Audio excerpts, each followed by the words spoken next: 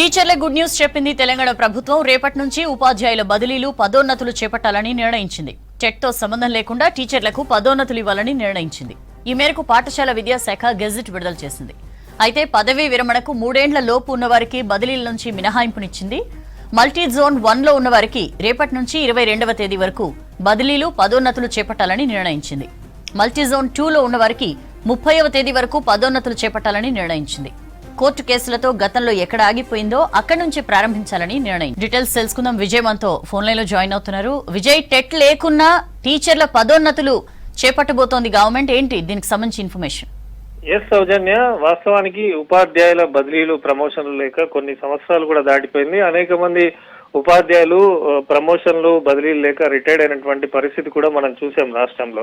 So గతంలో ఏదైతే ఎన్నికల టైంలో కానీ ఇటు కాంగ్రెస్ ప్రభుత్వం అధికారంలోకి రాకముందు ఎన్నికల ప్రచారంలో భాగంగా అధికారంలోకి రాగానే వెంటనే ఉపాధ్యాయుల బదిలీలు ప్రమోషన్ల ప్రక్రియ చేపడతామని చెప్పి అప్పుడు కాంగ్రెస్ నాయకులు అందరూ చెప్పడం జరిగింది. దానిలో భాగంగానే కాంగ్రెస్ ప్రభుత్వం అధికారంలోకి వచ్చిన తర్వాత సీఎం రేవంత్ రెడ్డిని పలుమార్లు ఉపాధ్యాయ సంఘ నేతలు, ఉపాధ్యాయులు, టీచర్ ఎమ్మెల్సీలు అందరూ కలిశారు ఏళ్ల తరబడి. ఎందుకంటే ఉపాధ్యాయుల యొక్క హక్కైనటువంటి బదిలీలు ప్రమోషన్లు ఇప్పటి వరకు జరగలేదు, ఏళ్ల తరబడి నుంచి ఎదురు చూస్తున్నారని సీఎంను కలిసిన తర్వాత మధ్యలో ఇప్పుడు పార్లమెంట్ ఎన్నికలు రావడం, ఎన్నికల కోడ్ ఉండడం, ఎన్నికల కోడ్ అయిపోయిన తర్వాత వెంటనే రాష్ట్ర ప్రభుత్వం విద్యాశాఖ కీలక నిర్ణయం తీసుకుంది.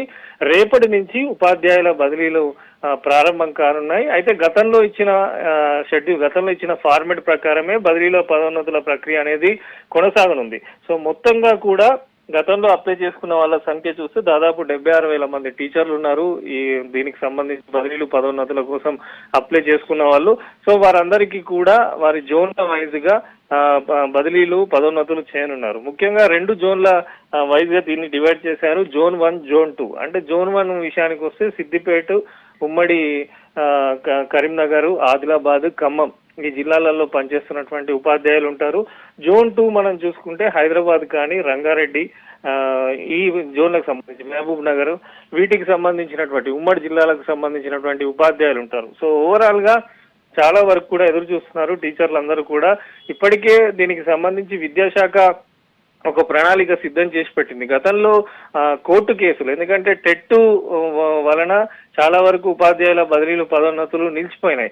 సో ఇప్పుడు రాష్ట్ర ప్రభుత్వం ఏం చేస్తుంది, టెట్ మినహాయింపు ఇవ్వడంతో చాలా వరకు ఉపాధ్యాయులు రిలాక్స్ అవుతున్నారు. అయితే దీంట్లో పలు కీలక సూచనలు కూడా చేయడం జరిగింది. ముఖ్యంగా 3 ఏళ్ల లోపు ఎవరైతే ఇప్పుడు అంటే రిటైర్డ్ అయిపోతారో నెక్స్ట్ 3 ఇయర్స్ లోపు వారికైతే బదిలీల నుంచి మినహాయింపు ఇస్తున్నట్టు కూడా విద్యాశాఖ ఉత్తర్వులో పేర్కొంది. సో మొత్తంగా కూడా మనకున్న ఇన్ఫర్మేషన్ ప్రకారము 18,495 పోస్టులకు సంబంధించినటువంటి ప్రమోషన్ల ప్రక్రియ జరగనుంది. దీంట్లో 763 మంది హెడ్ మాస్టర్లు గ్రేడ్ 2 ప్రమోషన్ పొందుతారు. స్కూల్ అసిస్టెంట్ వాళ్ళు 5,123 మంది ఉన్నారు. ప్రైమరీ స్కూల్ హెడ్ మాస్టర్లు 2,130 మంది ఉన్నారు.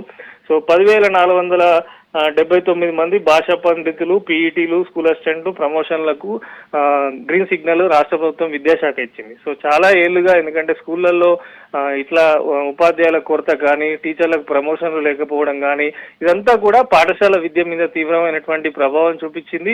వారు అనుకున్న ఏదైతే వారు గత కొంతకాలంగా ఎదురు చూస్తున్నటువంటి నిర్ణయం పైన పదే కోర్టు కేసులు పడడం, ఈ ప్రక్రియ ఆగిపోవడము, మళ్ళీ ఉపాధ్యాయులు బదిలీలు పదోన్నతులు చేయాలంటూ ధర్నాలు చేయడము, ఇట్లాంటివి మనం చాలా చూసాం. సో ఇప్పుడు రాష్ట్ర ప్రభుత్వం విద్యాశాఖ కూడా ఈ రోజు మధ్యాహ్నము సీఎం రేవంత్ రెడ్డి నివాసంలో విద్యాశాఖ ఉన్నతాధికారులతో సీఎం కూడా భేటీ కావడం జరిగింది. ఈ భేటీ అనంతరం ఇప్పుడు ఈ షెడ్యూల్ విడుదల చేశారు. సో ఓవరాల్ గా ఉపాధ్యాయులకైతే రాష్ట్ర ప్రభుత్వం గుడ్ న్యూస్ చెప్పింది. అయితే వారు కూడా కోరేది ఏంటంటే ప్రక్రియకు సంబంధించి ఎటువంటి ఆటంకం లేకుండా విధి విధానాల ప్రకారము పూర్తి స్థాయిలో ఈ బదిలీలు పదోన్నతులకు సంబంధించినటువంటి షెడ్యూల్ పూర్తి చేయాలని చెప్పి ఉపాధ్యాయులు అయితే చెప్తున్నారు.